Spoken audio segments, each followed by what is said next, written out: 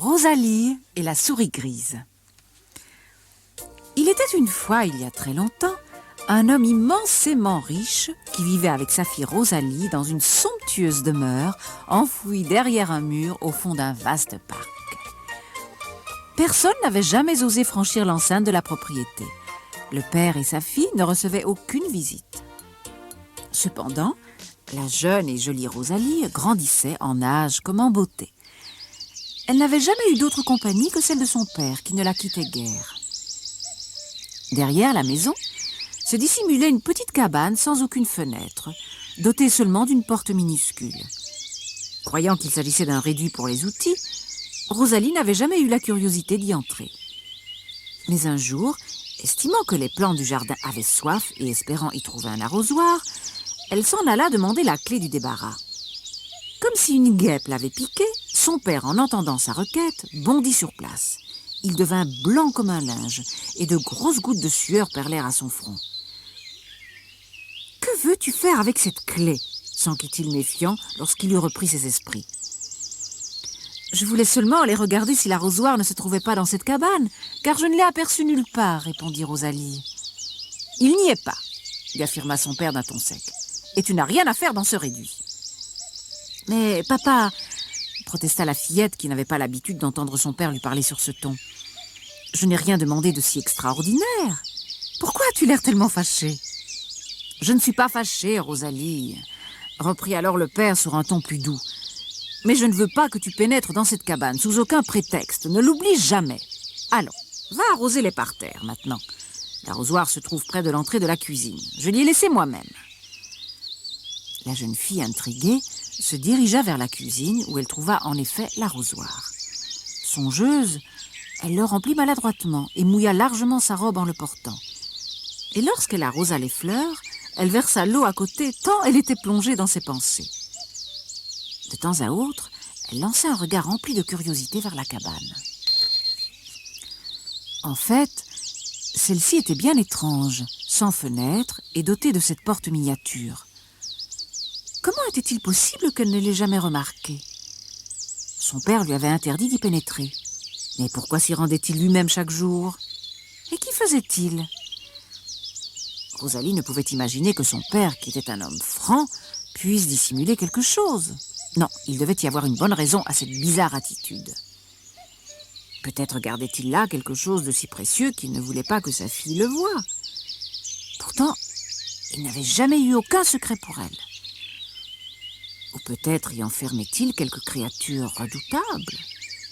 Mais celle-ci ne pouvait être qu'un animal sauvage et elle l'aurait sûrement entendu. Et si son père gardait quelqu'un prisonnier dans la cabane, quelqu'un de très méchant? Mais dans ce cas, il n'aurait pas privé le captif d'air et de lumière. Rosalie, perplexe, soupira et rentra chez elle tout en continuant à se poser 1001 questions qui demeurèrent évidemment sans réponse. Pendant les jours suivants, elle ne put s'empêcher de penser sans cesse à la mystérieuse cabane qui semblait la narguer. Son père remarqua bien le silence inhabituel de sa fille, mais lui non plus ne semblait pas enclin à parler. Parfois, il regardait Rosalie d'une étrange façon qui la mettait mal à l'aise. Un matin, le père de Rosalie dut se rendre à la ville pour ses affaires, laissant ainsi à la jeune fille quelques heures de solitude. « Promets-moi de ne pas tourner autour de la remise, Rosalie, » dit-il à celle-ci d'un ton solennel. « Bientôt, tu auras 20 ans. Je te promets de tout expliquer ce jour-là. » Rosalie hocha la tête. Elle avait sincèrement l'intention d'obéir, mais dès que son père eut quitté la maison, il sembla à la jeune fille qu'une force irrésistible la poussait vers le réduit interdit. Au début, elle réussit à se dominer. Elle prit son livre favori et essaya de lire quelques pages, mais elle ne put se concentrer bien longtemps. « Et si j'allais ranger la bibliothèque de papa pour me distraire ?» se dit-elle sagement. Elle se dirigea donc vers la chambre paternelle. Mais l'idée n'était certes pas la meilleure, car sur le bureau de son père, elle découvrit bien en vue la clé de la cabane. La tentation alors fut trop grande. Rosalie s'empara de la clé.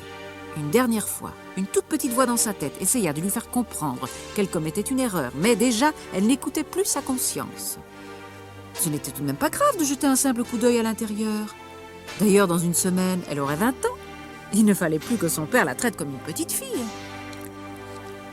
La clé serrée dans sa main, Rosalie descendit le grand escalier de la maison, traversa le vestibule, ouvrit le portail d'entrée et se dirigea sans hésiter vers l'étrange débarras.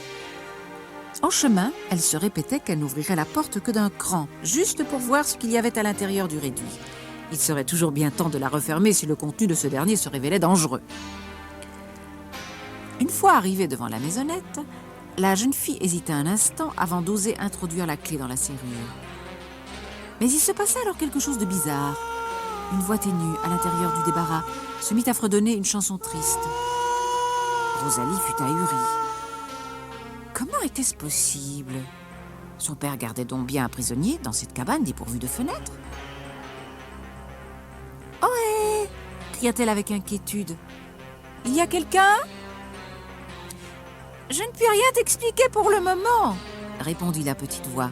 « Mais moi, je te connais bien. Tu es Rosalie. Je pourrais te raconter un tas de choses très intéressantes. Mais délivre-moi d'abord de cette prison. » Rosalie, désorientée, marqua un instant d'hésitation. « Cela fait près de 20 ans que je suis prisonnière ici, » poursuivit la voix sur un ton si désespéré que la jeune fille ne résista plus. Elle introduisit la clé dans la serrure et la porte de la cabane s'ouvrit en grinçant affreusement. À l'intérieur, il faisait noir comme dans un four et elle ne vit rien. « Merci, jeune Rosalie !» entendit-elle cependant à côté d'elle. Cette fois, la voix n'était plus du tout triste. Rosalie crut même y déceler une note de moquerie. « Tu as cédé à la curiosité, ma chère !» railla-t-elle. « Désormais, vous êtes en mon pouvoir, ton père et toi. » Affolée, la jeune fille tenta de refermer la porte. Mais en moins de temps qu'il ne faut pour le dire, la maison interdite avait entièrement disparu. Au pied de Rosalie ne restait plus qu'une petite souris grise, dans les yeux de laquelle brillait une lueur maléfique. « Tu m'as enfin permis de me venger !» ricana l'animal. « En réalité, je suis une sorcière transformée en souris. Mais en dépit de ma taille fort réduite, je dispose toujours de terribles pouvoirs, comme tu pourras le constater. »« C'est ce que nous verrons !» hurla Rosalie qui s'enfuit vers la maison. Mais la souris la rattrapa bien vite. « Fiche le camp !» s'écria la jeune fille, qui avait saisi un grand balai pour chasser l'intruse. Mais elle ne réussit qu'à provoquer un rire sarcastique, et l'instant d'après, le balai prenait feu entre ses mains, si bien qu'elle dut le lâcher. Elle attrapa alors une casserole pleine d'eau bouillante qui chauffait sur le feu, pour la vider sur la sorcière. Mais soudain, l'eau se transforma en lait que cet animal diabolique se mit à laper.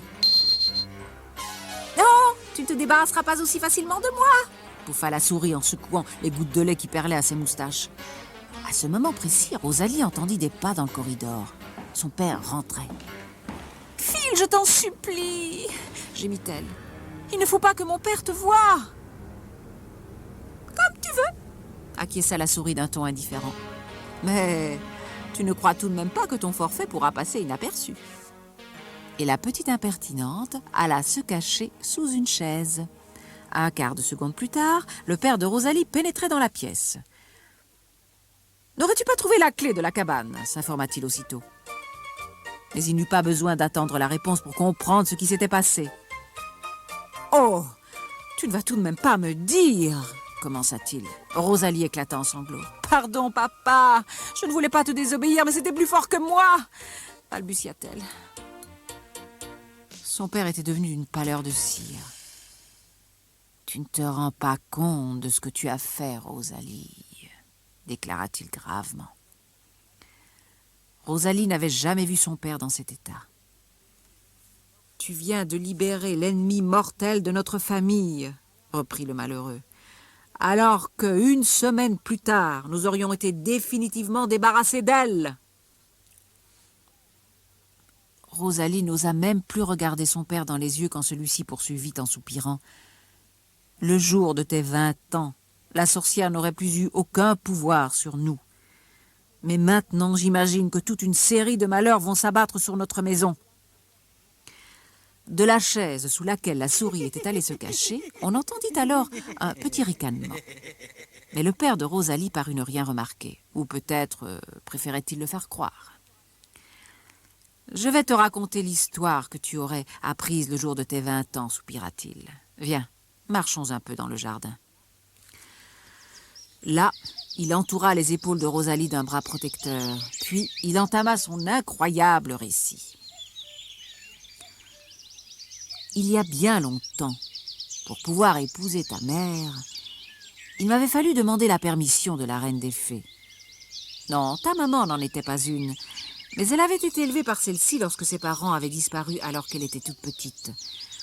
Notre mariage fut un coup dur pour la fée maléfique, qui pensait que ta mère aurait choisi un de ses fils. Elle décida donc de se venger. Lors de ta naissance, ta pauvre maman tomba gravement malade. Son état déclina si vite que je fus obligée d'aller demander l'aide de la reine des fées. Or, pendant mon absence, la méchante fée parvint à pénétrer chez nous, et malheureuse victime de ses pouvoirs nuisibles, ta mère s'éteignit en quelques minutes. Comme si elle ne s'était pas encore suffisamment vengée, la mauvaise fée décida alors de te transmettre tous ses vilains défauts. Lorsque je rentrai, elle était déjà parvenue à faire de toi une terrible petite curieuse. Et il me fallait absolument réussir à juguler ce travers avant tes 20 ans. C'est pourquoi nous vivions loin de tout ce qui aurait pu servir à exciter ton défaut. Cependant, la reine des fées, pour atténuer la malédiction, transforma la sorcière en une souris grise et l'enferma dans la cabane que tu connais derrière la maison. Ainsi, il serait difficile à la fée maléfique de mettre à exécution ses autres menaces. La reine des fées désirait pourtant te mettre à l'épreuve, car tu allais bientôt atteindre ta 20e année. Elle me conseilla donc de quitter notre maison en laissant la clé de la cabane sur mon bureau. Ainsi, elle pourrait vérifier si j'étais bien parvenue à supprimer chez toi le défaut de curiosité. En entendant ce récit, Rosalie tomba à genoux sur le sol et éclata en pleurs.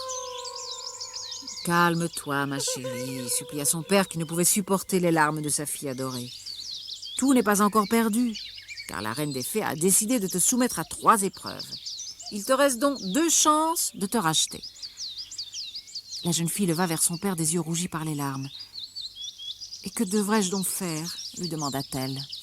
« Je ne puis te le dire, » lui répondit tristement son père. « À partir de ce jour, je ne pourrai plus t'aider. Tu vas devoir provisoirement te débrouiller seule. » Rosalie acquiesça et décida de quitter immédiatement le domicile paternel. Elle fit ses adieux à son père, qui la supplia anxieusement d'être prudente et s'éloigna le cœur gros, mais bien décidée à racheter sa faute. Et c'est ainsi que pour la première fois de sa vie, Rosalie fit connaissance avec le monde extérieur. De temps en temps, elle jetait un coup d'œil en arrière. Mais elle cessa bientôt son manège, car elle savait parfaitement qu'elle verrait chaque fois la petite souris grise trottinant quelques mètres derrière elle. Bientôt, la jeune fille, épuisée, se laissa tomber au pied d'un arbre. Elle dormait ainsi depuis un moment lorsqu'un chasseur passa par là. C'était le prince Aimar, que la reine des fées avait destiné comme époux à sa protégée. Aussitôt, les chiens du prince se mirent à se démener furieusement sans toutefois parvenir à éveiller la jeune fille. En rêve, celle-ci avait retrouvé son père, lequel lui racontait précisément que la reine des fées souhaitait qu'elle épouse un beau prince nommé Aimar. Entre-temps, le jeune homme, séduit, avait emporté la jolie inconnue, toujours endormie, dans son château, où il l'avait confiée aux soins de ses domestiques et des femmes de chambre. À son réveil, le lendemain, Rosalie se découvrit couchée dans des draps de soie, au milieu d'une chambre somptueuse. « Où suis-je » se demanda-t-elle en s'étirant. « Et où est donc cette souris ?» La jeune fille chercha partout, sous le lit, dans les armoires, derrière les tentures, mais ne la trouva nulle part. « Elle doit avoir enfin renoncé à sa vengeance, se dit-elle. Quel bonheur !» À cet instant, la porte s'ouvrit et un élégant jeune homme entra dans la pièce. Aussitôt, Rosalie se remémora son rêve de la nuit et comprit qu'il s'agissait là du prince Aimar. « Bonjour !» lui lança-t-elle, heureuse de rencontrer aussi vite son futur époux. « Vous êtes sûrement le prince Aimar !» Le jeune homme en fut fort étonné. Comment cette jolie fillette connaissait-elle son nom? Pour autant qu'il s'en souvienne, il ne l'avait vue que la veille. Et en plus, elle dormait.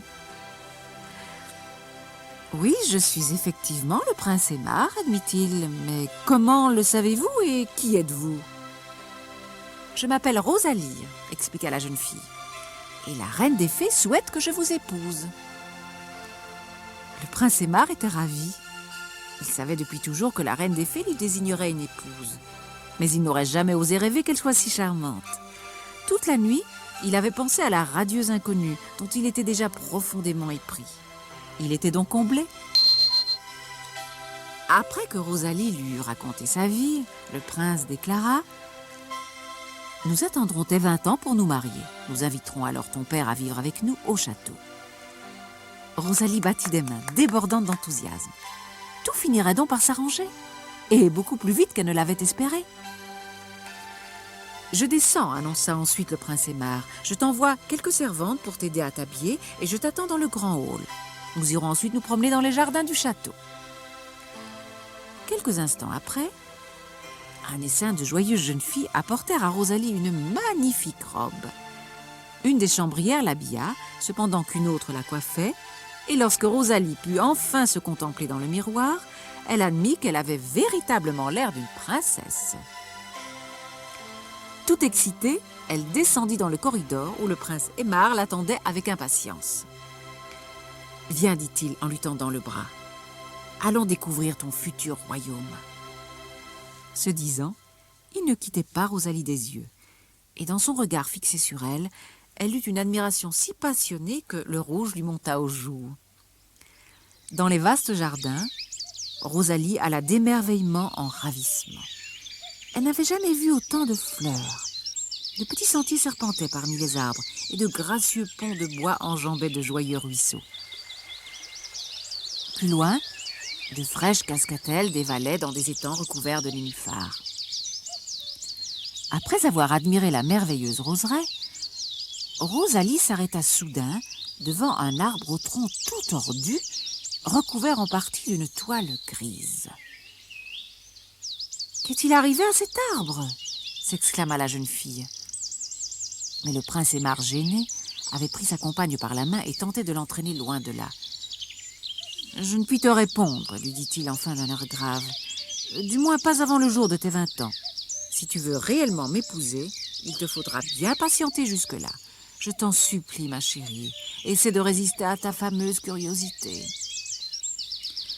Rosalie repensa immédiatement à la souris grise et un frisson la parcourut. Oui, il fallait qu'elle soit plus forte que la tentation. Elle prit donc la décision de ne plus poser de questions au sujet de l'arbre défendu. Et les jours passèrent. Rosalie n'avait pas le temps de s'ennuyer. Chaque matin, elle partait chasser avec son fiancé. Puis, ils se promenaient et chaque soir, ils assistaient à des fêtes et des concerts dans la grande salle du château. La date anniversaire des 20 ans de Rosalie approchait à toute vitesse. La veille du jour fatidique, à la nuit tombée, la jeune fille errait seule dans le parc du château. Guidée par sa curiosité, elle se dirigea vers le lieu interdit, puis peu à peu s'approcha de l'arbre tordu. Quelques déchirures dans la toile grise excitèrent encore davantage son intérêt. Avançant prudemment, Rosalie remarqua sous la draperie une lumière mouvante. Qu'est-ce que cela pouvait bien être? Et quelle était la source de ce rayonnement? En hésitant, la jeune fille fit encore quelques pas vers l'arbre fatal. Le très mystérieux objet caché sous la toile se mit alors à scintiller comme un astre.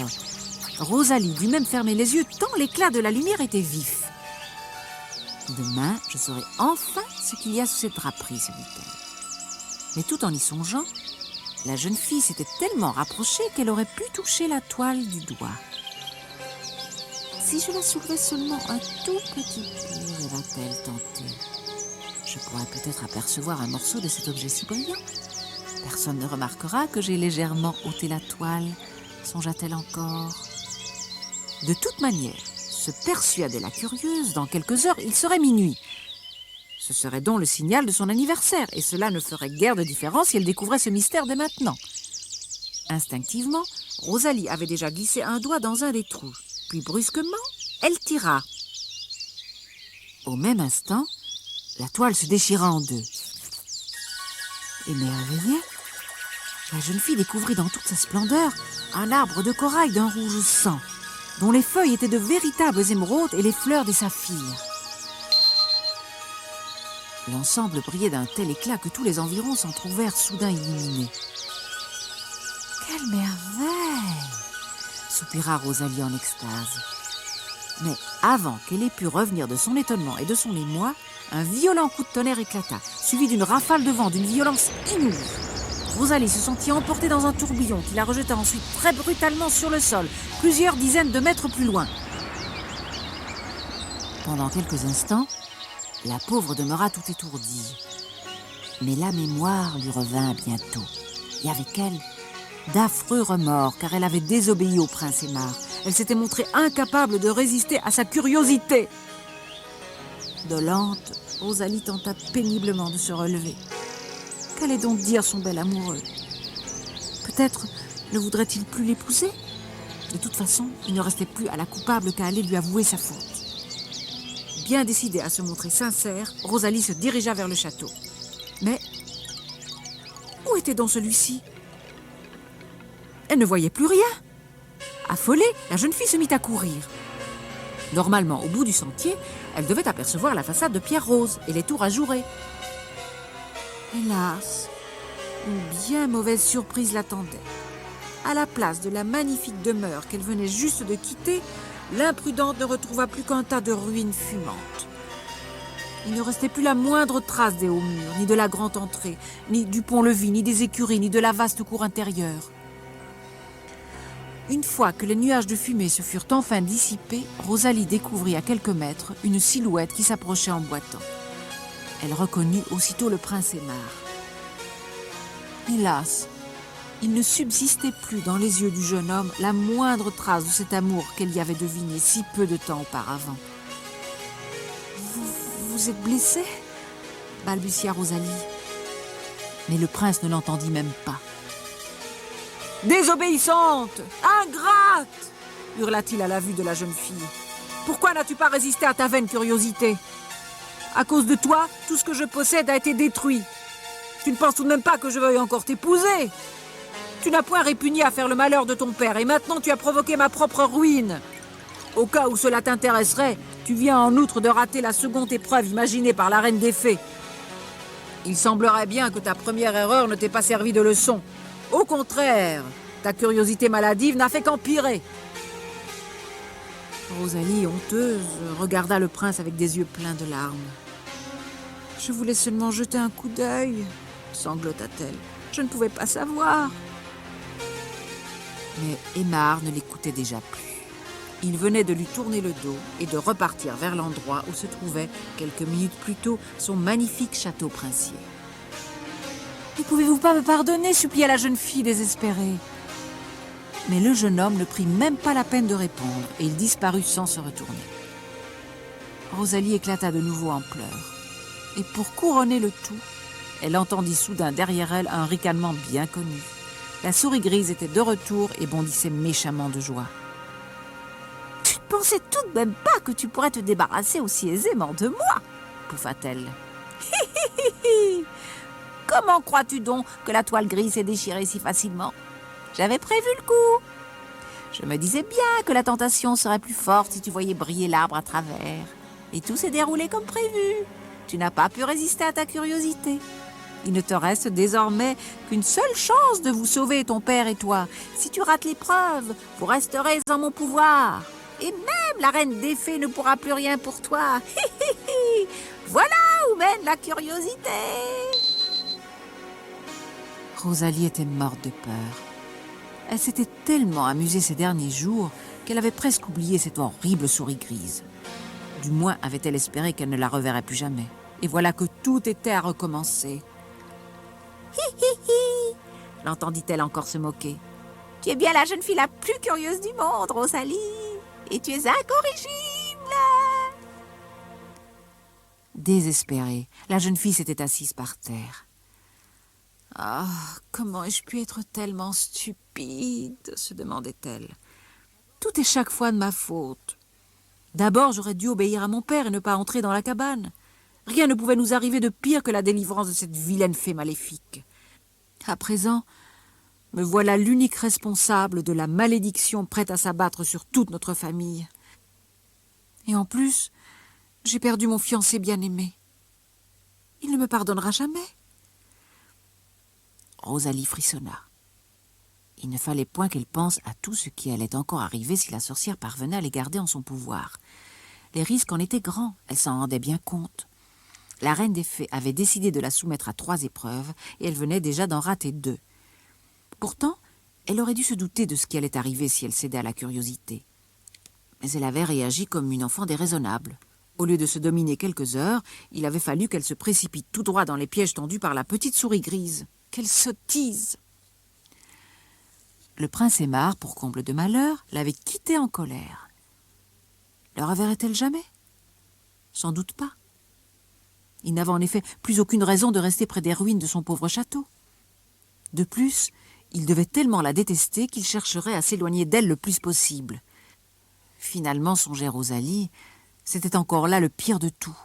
La disparition de l'arbre de corail orné de pierres précieuses était fort triste, bien sûr, mais tellement moins grave que le départ du prince, qui s'était montré si attentionné, si tendre. Elle se rendait compte à présent à quel point elle l'aimait. Et il ne restait plus personne au monde pour la protéger désormais. Rosalie, finalement, cessa de pleurer. Elle avait versé tant de larmes qu'elle se sentait toute desséchée. Ses pauvres yeux brûlaient et elle avait la gorge en feu. Elle commençait aussi à avoir froid. Le soleil avait disparu derrière les collines et un vent cru s'était levé. Petit à petit, la nuit tombait. Il était inutile de rester là, prostrée, se dit la jeune fille. D'autant plus que tout ce qui l'entourait lui rappelait amèrement ce merveilleux bonheur qu'elle avait laissé passer par bêtise.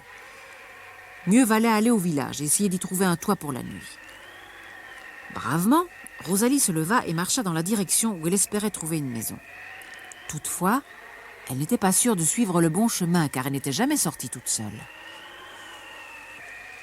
Et quand elle chevauchait avec le prince, elle avait eu autre chose à faire qu'à regarder la route. À peine avait-elle parcouru quelques mètres qu'elle vit dans le lointain une vieille femme qui marchait vers elle. « Peut-être pourra-t-elle m'aider ?» se dit Rosalie, le cœur rempli d'espoir. Cependant, la vieille se rapprochait, s'appuyant lourdement sur une canne noueuse. Elle avait le dos courbé et était fort âgée. Sa tête était couverte d'une cape rapiécée, si bien que Rosalie ne put distinguer ses traits. « Voudrais-tu me rendre un service, fillette ?» demanda l'inconnue. « Certainement, madame, » répondit poliment la jeune fille. « Que puis-je faire pour vous ?» La vieille alors sortit un coffret de dessous sa cape. « J'aimerais beaucoup que tu gardes ce coffret pour moi. Je dois me rendre chez des amis qui habitent assez loin. Tu as pu constater que je ne tiens pas bien sur mes vieilles jambes. Aussi, je ne peux plus rien porter. » insista la vieille en tendant l'objet à son interlocutrice. « Ce coffret est plein de choses précieuses que je ne désirais pas laisser traîner chez moi. Ce ne serait pas la première fois que des voleurs invétérés s'attaqueraient à une pauvre impotente. Et pour rien au monde, je ne voudrais risquer de perdre mon bien le plus cher. Il est unique. » La femme fit alors un clin d'œil à Rosalie tout en ajoutant « Mais je sais qu'avec toi, il sera en sécurité. J'ai tout de suite vu que tu étais une honnête fille. C'est pourquoi je te confie mon trésor jusqu'à mon retour. Prends-en bien soin. » Rosalie accepta. Elle comprenait fort bien que la vieille ait eu peur de se faire cambrioler. De plus, elle avait entendu dire au prince Aimar que des brigands rôdaient dans ces bois. « Ne vous en faites pas, madame. Je veillerai sur votre coffret, » promit-elle gentiment. « Je m'en doutais, » se réjouit la vieille. « Mais je dois te prévenir, fillette. Ce coffre est fort fragile. Fais bien attention de ne pas le laisser tomber et de ne pas le cogner. Il se casserait en 1000 morceaux. Pire encore, tu verrais ce qu'il contient et ce serait fatal pour toi. » Ces derniers mots déplurent à Rosalie qui s'exclama avec vexée. « Mais je ne tiens nullement à connaître le contenu de votre mystérieux coffret. N'ayez crainte. » Tout en prononçant ces paroles, elle se demandait ce que ce coffre d'apparence très ordinaire pouvait bien renfermer de si extraordinaire. Extérieurement, il semblait vraiment banal, mis à part 2 solides serrures. Avant de partir, la vieille femme ajouta encore il ne faut surtout pas m'en vouloir. Il s'agissait seulement d'un avertissement, destiné à te mettre en garde. » « Il était inutile. Je n'ai pas oublié la leçon que je viens de recevoir, déclara fermement Rosalie. Je n'ai plus besoin de conseils. » Mais la vieille femme n'entendit pas. Elle était déjà loin, et après un moment, elle disparut. Rosalie s'assit, le coffre à côté d'elle. Ainsi, elle ne le laisserait pas tomber. Et elle attendrait là que sa propriétaire revienne. De cette façon, elle ne risquerait pas non plus de le heurter. Mais, dès qu'elle eut posé l'objet sur le sol, un étrange phénomène se produisit. On eût dit qu'une lampe venait soudain de s'allumer à l'intérieur du coffre, car une lueur rose s'échappait par les fentes du bois. Rosalie se pencha afin de mieux se rendre compte. Qu'est-ce qui pouvait produire une telle lumière? « C'est très étrange, n'est-ce pas ?» entendit-elle soudain derrière elle. Sans même se retourner, Rosalie sut que la souris grise était de retour. « Cela ne m'intéresse pas du tout, » affirma la jeune fille, qui avait pourtant tendu la main vers le troublant coffret lumineux. « Personne n'a jamais rien vu d'aussi superbe que le contenu de cet objet, » insinua encore la souris. Bien décidée à résister, Rosalie se croisa les mains derrière le dos et fixa obstinément les yeux dans une autre direction. « J'ai dit seulement un coup d'œil, » susurra l'odieux animal d'une voix si pressante que la jeune curieuse ne put s'empêcher de ramener son regard vers le coffret. « Si tu ne le fais pas toi-même, c'est moi qui l'ouvrirai, » proposa la souris. « Ce serait véritablement criminel de te priver d'un tel plaisir. »« Arrête !» hurla Rosalie à bout de résistance. Elle se cachait maintenant les yeux derrière ses mains, mais entre ses doigts, elle pouvait voir briller l'étrange lumière de façon de plus en plus vive. « Ne te laisse pas faire par cette sale souris, » se répétait-elle désespérément. « C'est la dernière chance que la reine des fées te laisse, ne la gâche pas !» Résolument, elle serra les paupières le plus fort qu'elle put et se boucha les oreilles avec 2 doigts. « Ne pas regarder, surtout ne pas regarder, » songeait-elle obstinément. « Espèce d'idiote, tu ne sais pas ce que tu rates !» s'écria la méchante tentatrice. « Cette vieille ne reviendra pas de sitôt, elle ne verra même pas que tu l'as ouvert, son coffret. » Et l'animal ajouta plus bas, mais assez fort pour que Rosalie l'entende. « Peut-être bien qu'à l'intérieur, tu trouveras quelque chose de splendide. Un collier, un bracelet, une bague ornée d'une pierre précieuse. » « Qu'est-ce qu'une si vieille femme pourrait bien en faire alors qu'à toi de tels bijoux iraient si bien ?» ajouta-t-elle. Bien qu'elle se bouchât les oreilles, Rosalie avait parfaitement entendu.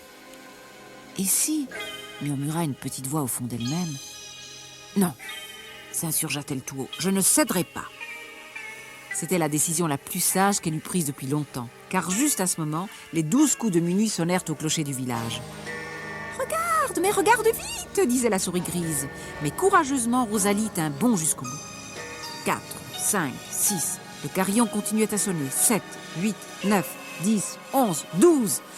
Ah, il était minuit. Rosalie avait 20 ans. Épuisée, mais radieuse, la jeune fille ouvrit les yeux. Elle avait gagné. Elle avait réussi la dernière épreuve. Folle de joie, elle se releva.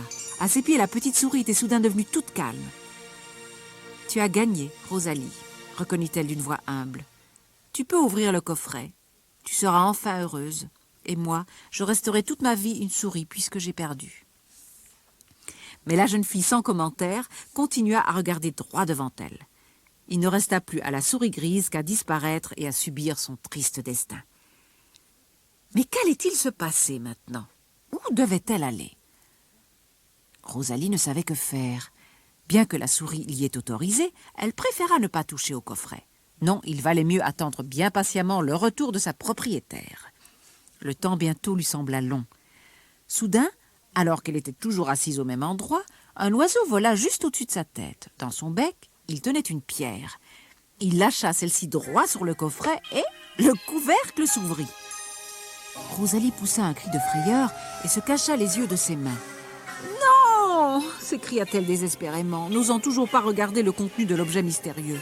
« Calme-toi, le danger est passé !» fit dans son dos une voix amicale.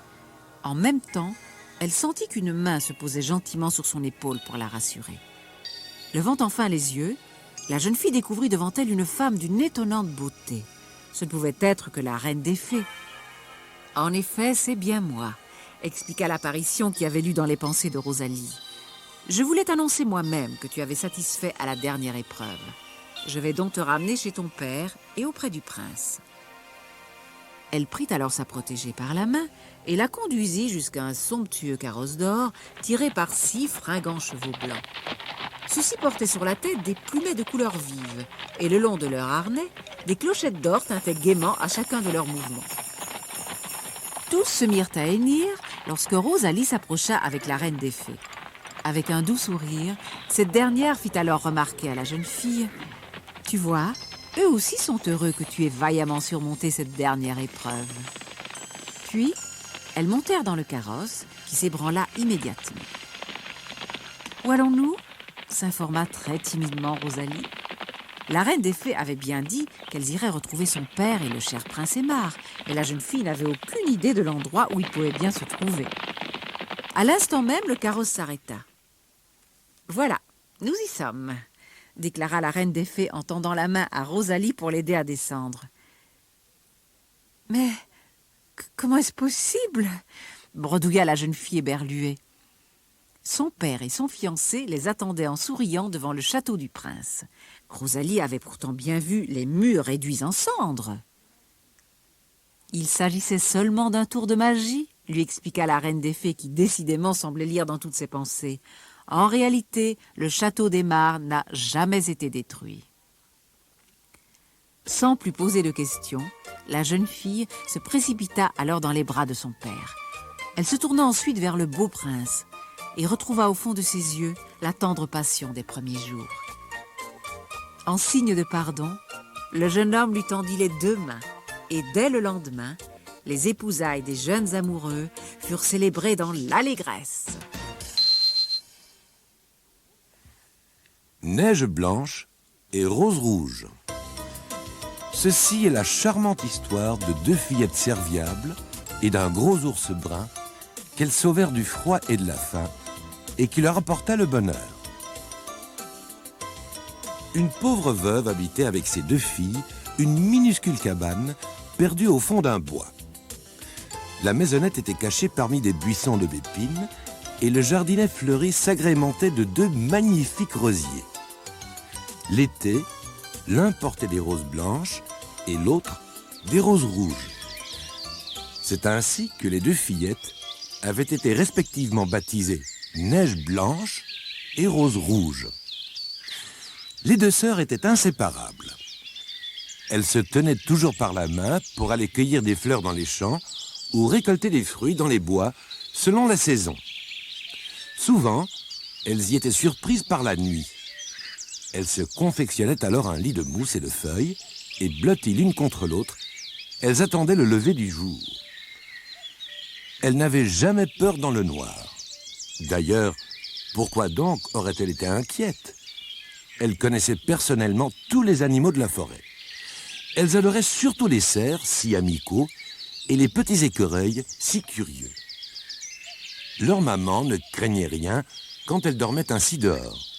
Elle savait fort bien qu'il ne pouvait rien arriver de mal à ces précieuses petites filles.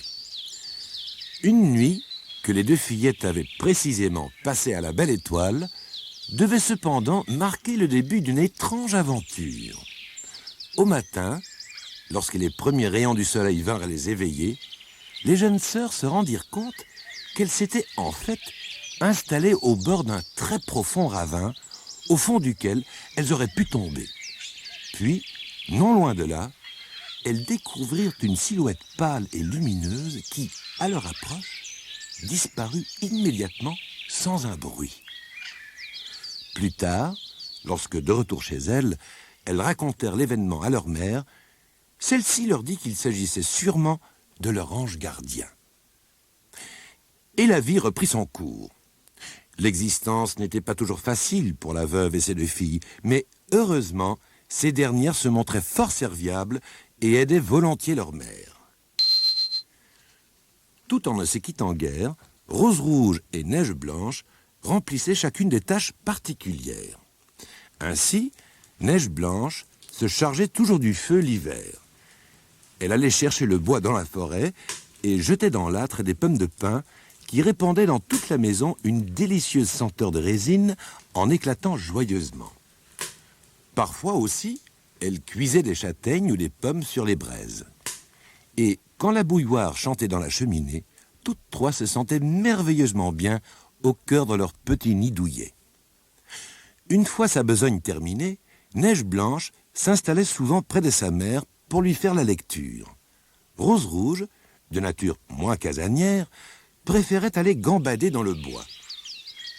Bien que chargée du nettoyage, dont elle s'acquittait gaiement, elle s'échappait dehors aussitôt qu'elle pouvait. Car elle adorait les plantes et les animaux et passait des heures à les observer. Au printemps, elle se mettait à chanter avec les oiseaux, dansant comme un elfe dans le soleil. Et le matin, elle sautait du lit avant l'aube pour aller cueillir des fleurs qu'elle disposait ensuite avec art dans un petit vase destiné à orner la chambre de sa maman. Chaque jour, celle-ci découvrait sur sa table de chevet une rose rouge et une rose blanche. Pendant toute la belle saison, Rose Rouge s'occupait amoureusement des rosiers et son teint blanc et ses joues vermeilles rivalisaient en éclat avec ses corolles préférées. Puis venait l'hiver, et les joyeuses promenades étaient interrompues pour quelques mois sans que soit pour autant terni ce charmant bonheur familial. Par une froide soirée de décembre, un vent glacial soufflait autour de la fragile cabane. De gros flocons de neige venaient se coller aux fenêtres. Mais la veuve et ses deux filles, confortablement installées au coin d'un bon feu, n'en avaient cure.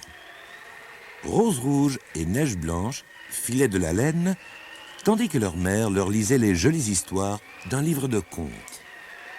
L'atmosphère était paisible et bien rassurante. Le feu répandait une douce chaleur et les flammes se reflétaient en dansant dans la bouilloire de cuivre qui chantait gaiement. La nuit hostile s'arrêtait au seuil de la tranquille maisonnette. Mais tout à coup, ce calme si agréable fut rompu par des coups violents assénés sur la porte. Rose Rouge et Neige Blanche pâlirent. Qui cela pouvait-il être? Qui errait encore par ce froid et à pareille heure à travers le bois menaçant? Il ne pouvait s'agir que d'un étranger, un voyageur égaré. La veuve, sans s'émouvoir, posa son livre sur la table. « Va vite ouvrir, Rose Rouge, dit-elle. Ce malheureux doit certainement être gelé. » La fillette se précipita vers la porte et tira le verrou. Sa curiosité était finalement plus forte que sa frayeur, mais lorsqu'elle ouvrit le battant et découvrit le responsable de ce tapage, elle poussa un grand cri et fit un bond en arrière. Le chat, qui dormait en boule devant la cheminée, fila se cacher sous le lit. Neige Blanche, elle, demeura blottie prudemment derrière sa mère. Car il ne s'agissait pas du tout d'un voyageur égaré, venu demander asile pour la nuit, mais bien d'un énorme ours brun. Celui-ci, lourdement, fit un pas vers l'avant et pénétra dans la pièce. Dans la douce lumière qui régnait à l'intérieur, l'animal avait déjà l'air moins effrayant, se dit Rose Rouge. De gros flocons de neige adhéraient à ses poils gelés. Dans sa large face, ses deux petits yeux marrons étaient rougis et tout larmoyants. D'un ton amical et même légèrement timide, l'ours se présenta. « Je suis désolé de vous avoir fait peur. Je voulais seulement me réchauffer un peu près de votre feu, du moins si cela ne vous dérange pas trop. » Dans la chaleur du petit logis, la neige qui recouvrait son épaisse toison bouclée commençait déjà à fondre et, à l'endroit où il se tenait, il y avait maintenant, sur le plancher, une grande flaque. La veuve, comprenant que l'ours ne leur voulait aucun mal, l'invita à entrer. « Venez vite, bon ours, nous allons vous faire une petite place auprès du feu. » Elle se tourna ensuite vers ses filles et leur dit « Allons, aidez donc notre hôte à se débarrasser de cette neige humide. » Neige Blanche et sa sœur n'avaient plus peur du tout. Elles saisirent chacune un bon balai et commencèrent à brosser vigoureusement le gros animal. La neige volait de tous les côtés. Une fois qu'il fut bien nettoyé, L'ours s'installa avec délice près de l'âtre et le chat, sorti de sa cachette, vint se blottir entre ses grosses pattes bien chaudes. Ah, quelle volupté! Hélas, son bonheur devait être bien court. Avec inquiétude, il entendait, en effet, ses deux gentilles maîtresses chuchoter et pouffer d'un air complice. À tout petits pas, elles s'approchèrent de l'ours brun, qui ronflait déjà très paisiblement. Rose Rouge était la plus téméraire. Prudemment, elle commença, en riant, à chatouiller l'animal à l'endroit de la plante des pieds. Notre histoire continue sur la seconde face de cette cassette.